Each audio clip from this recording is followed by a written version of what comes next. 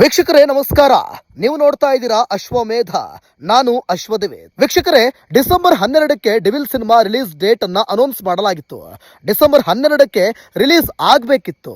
ಈಗ ಆ ಒಂದು ದಿನಾಂಕದ ಸಮಯ ಬದಲಾವಣೆ ಆಗ್ತಾ ಇದೆ ಅಂತಂದ್ರೆ ಹಾಗಾದ್ರೆ ಅದು ಲೇಟ್ ಆಗ್ತಾ ಇದೆಯಾ ಅಥವಾ ಅದಕ್ಕಿಂತ ಮುಂಚಿತವಾಗಿ ಬರ್ತಾ ಇದೆಯಾ?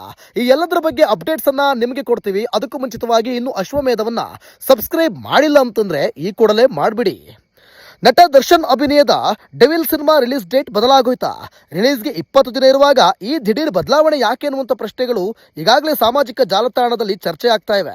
ಹಾಗಾದ್ರೆ ನಿಜವಾಗ್ಲೂ ಯಾವಾಗ ರಿಲೀಸ್ ಆಗಲಿದೆ ಅನ್ನುವಂಥ ಸುದ್ದಿನೂ ಕೂಡ ಹೊರಬಿದ್ದಿದೆ.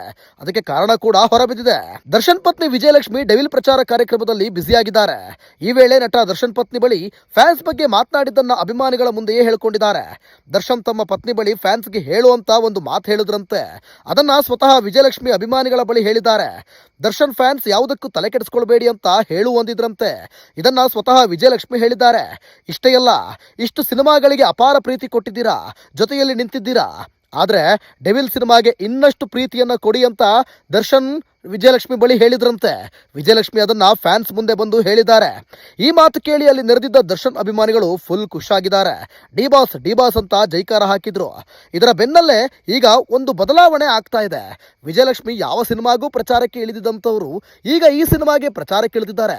ತಮ್ಮದೇ ಪ್ರೊಡಕ್ಷನ್ನ ಸಿನಿಮಾಗೆ ಪ್ರಚಾರಕ್ಕೆ ಇಳಿದಿದ್ದವರು ಡೆವಿಲ್ ಸಿನಿಮಾಗೆ ಪ್ರಚಾರಕ್ಕೆ ಇಳಿದಿದ್ದಾರೆ. ಡಿಸೆಂಬರ್ 12ಕ್ಕೆ ರಿಲೀಸ್ ಆಗಬೇಕಾದ ಸಿನಿಮಾ ಯಾವಾಗ ರಿಲೀಸ್ ಆಗುತ್ತೆ ಅಂತ ನೀವು ನನ್ನ ಕೇಳೋದಾದ್ರೆ ಅದಕ್ಕೆ ಈಗ ಉತ್ತರ ಸಿಕ್ಕಿದೆ. ಇದು ಲೇಟ್ ಆಗಲ್ಲ, ತಡವಾಗಲ್ಲ. ಡಿಸೆಂಬರ್ 12ರ ಮೇಲಲ್ಲ, ಅದರ ಬದಲಿಗೆ ಡಿಸೆಂಬರ್ 11ಕ್ಕೆ ರಾಜ್ಯಾದ್ಯಂತ ಡೆವಿಲ್ ತೆರೆಗೆ ಬರಲಿದೆ. ಅಭಿಮಾನಿಗಳ ಒತ್ತಾಯದ ಮೇರೆಗೆ ಒಂದು ದಿನ ಮುಂಚಿತವಾಗಿಯೇ ಡೆವಿಲ್ ಸಿನಿಮಾ ಬಿಡುಗಡೆಗೆ ಡೆವಿಲ್ ತಂಡ ಮುಂದಾಗಿದೆಯಂತೆ. ಇದು ಅಭಿಮಾನಿಗಳಿಗೆ ಸಿಕ್ಕಾಬಟ್ಟೆ ಖುಷಿಯಾಗಿದೆ. ಸಖತ್ ಸಂಭ್ರಮ ಈಗ ಮನೆ ಮಾಡಿದೆ.